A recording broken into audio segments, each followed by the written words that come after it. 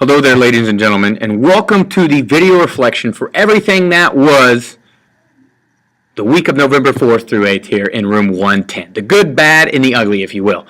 Going to start off this video by talking about what's been taking place in integrated science as we are nearing the completion of our third unit, Earth's Materials, here in integrated science, freshman science here in room 110.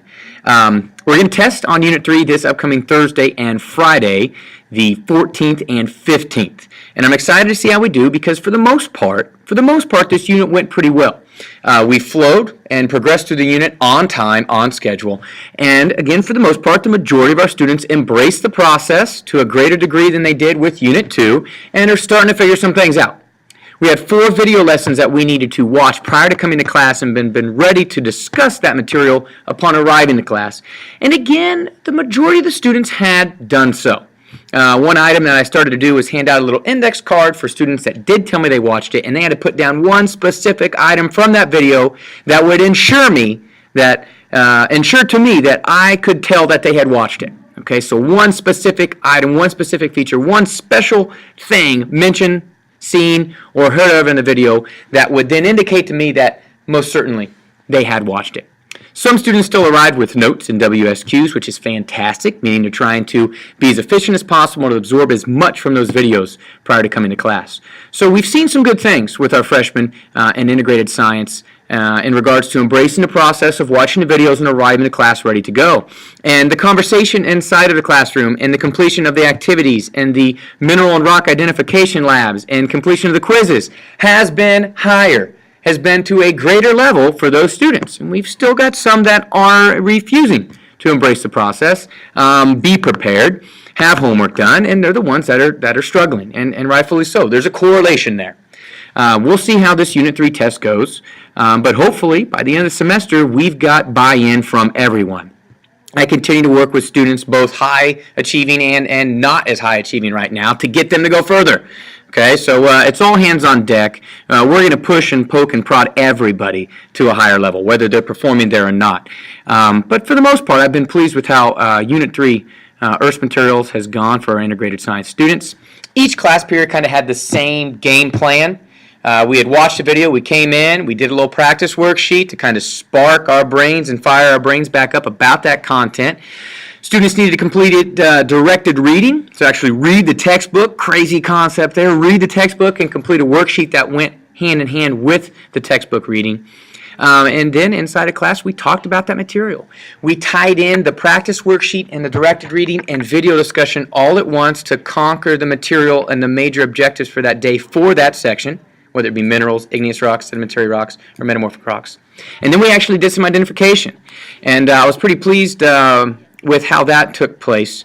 We actually put the identification assignments on the iPad. So students would then, on the iPad, view the sample, click with a drop-down menu the features that were present for that sample, a reference chart at the bottom of the actual Google form, and then they'd submit it to me, and we'd actually grade it online and get it right back to them. So pretty nifty there with the mineral ID and the different rock groups ID.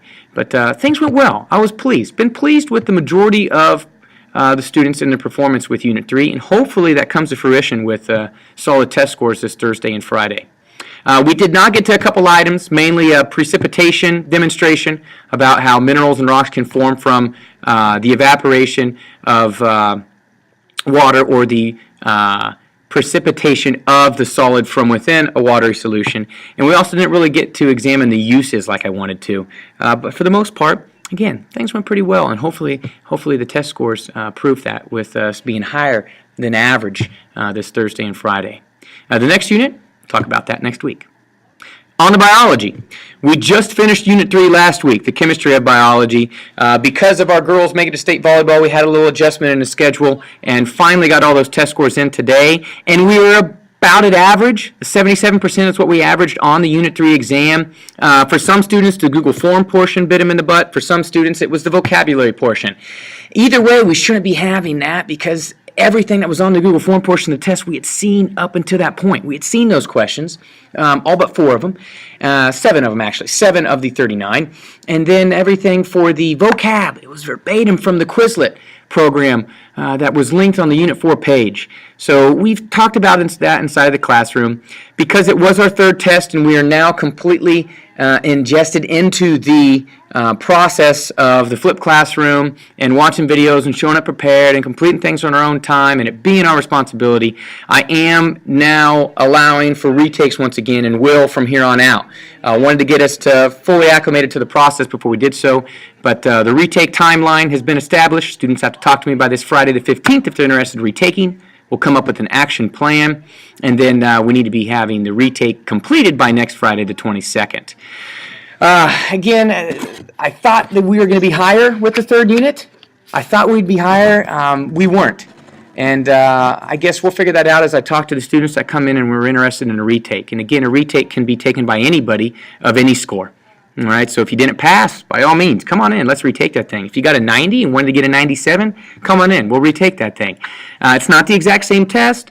We'll develop an action plan, certain steps, certain items that students need to complete or carry through with before they can retake an alternative assessment for that unit. But it'll be of the same rigor, different questions, but of the same rigor, same difficulty, same abundance, same amount. Moving on to Unit 4. Cell structure and function here in the biology class. Really excited about this. A big chunk of it is review from middle school, life science, general cell structure and cell function, and we've gotten through lesson 1 and 2 of our 5-lesson unit here this past week. We've already finished lesson 2 today with the Purple Day students.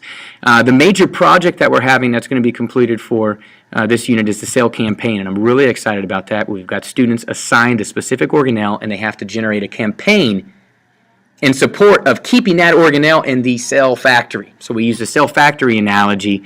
Students will be generating a 3-part campaign poster, campaign website, social media through Twitter, and also, I guess there's 4 of them here. I guess the media and social media and internet's kind of one. 3 YouTube commercials, so actually commercials in support of keeping their cell in the factory and also maybe attacking other organelles and why they should not be retained. Interesting little campaign. We'll actually launch those campaigns December 2nd and 3rd throughout NVHS. They will be finished by the 25th and 26th, so we can just roll them out on the 2nd and 3rd and then have voting on the 5th. But excited about that, and I think the students are too. They're working in pairs. I paired them up, and we'll see how that goes. So far, though, we've had a little struggle again about students completing work on time. And if that's happening, you should be receiving emails home as parents about students arriving not being prepared. And we'll keep up with the homework emails and with aspirations that changes some behaviors. But for the most part, again, we're seeing progress. It may vary from time to time on who it is, though, and what block or what class it may be. But Unit 4, cell structures and cell functions, and by all means, check out the Unit 4 page and gather more information on what we're covering with that. That does it for this reflection of the week that was, and I'll see you guys next week talking about everything that was the 11th through the 15th. Thanks for tuning in. Bye.